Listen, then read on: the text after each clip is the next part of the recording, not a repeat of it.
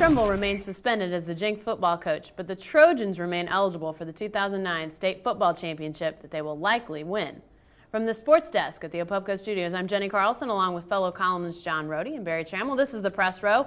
Guys, the Oklahoma Secondary Schools Activities Association, easy for me to say, right, declined to put Jenks football on probation for the rules broken concerning transfer student Jarrett Lake. Did the OSSA make the right call? John? Well, from the standpoint, you never like to see the kids victimized in all this. You know, somebody's got to act like an adult, and it's usually the kids when it happens like this. So from that standpoint, Barry, now I'm happy with the decision.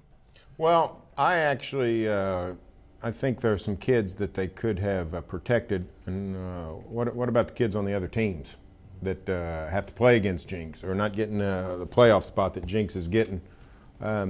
I actually think this was a chance for the OSSA to really send a strong message. And this is not a Jenks issue. This is a statewide issue. We talk about Jenks and Union football because that was the high profile and they're 6A.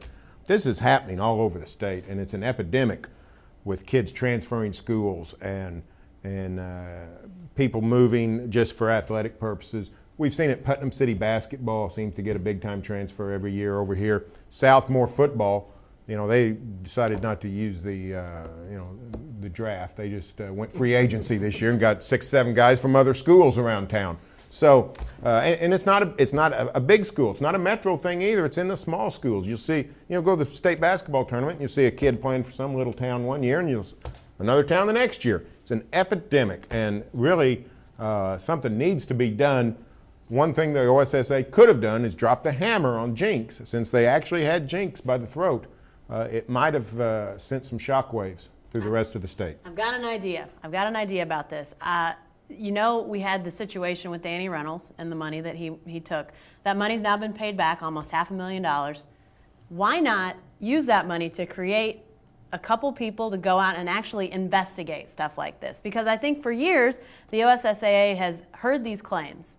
Something's going on. They call a school, they say, hey, is something going on? The school says, no, nothing's going on. And they really haven't had the ability to go out and check this out.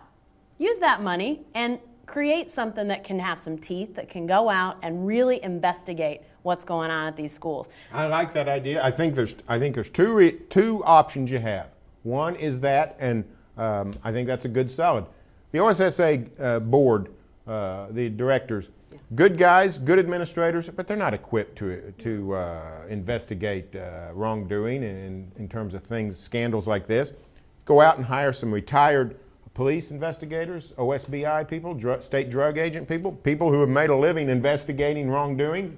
I think you're onto something. The other is an issue that our editorial board actually endorsed this week in the paper. I've mentioned it in years past. Just go to the NCAA rule. If you want to transfer to a school, fine, you're sitting out a year. It penalizes all kinds of innocent people. However, at some point, you have to give up some things to right some wrongs. So I think, to me, those are the two options on the table. Are we going to learn anything from the revelations of this scandal, guys? Is there a bigger lesson in all of this, John? Well, maybe it's like Barry said, you don't turn the other cheek now. You can't ignore it. You don't sweep it under the rug. You look into it as best you can.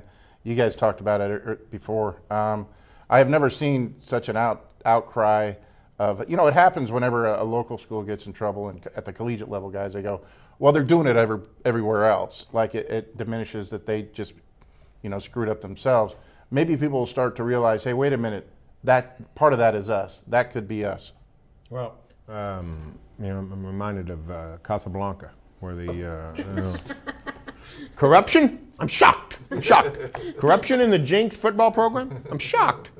I mean, everybody knew that goofy things were going on, and frankly, just from eyeballing it, it appears to me that a lot more kids have moved into Union than into Jenks over the years. I'm not keeping score, but this kind of thing is just, it just goes on forever. We see it in baseball. We've seen it in wrestling, swimming.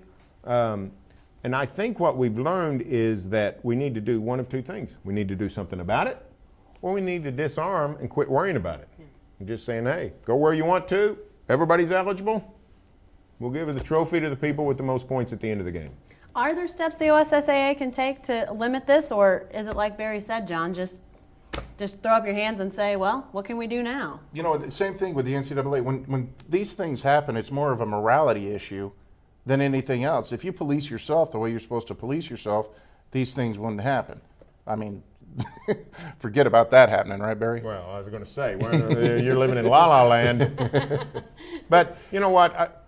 Outside of hiring the investigators, I don't know that the OSSAA can do much more. I mean, they hear all the cases case by case, and they rule on some and say, yes, you're eligible. No, you're not. I mean, it's not like they pass everybody through. I think it's just an overwhelming task.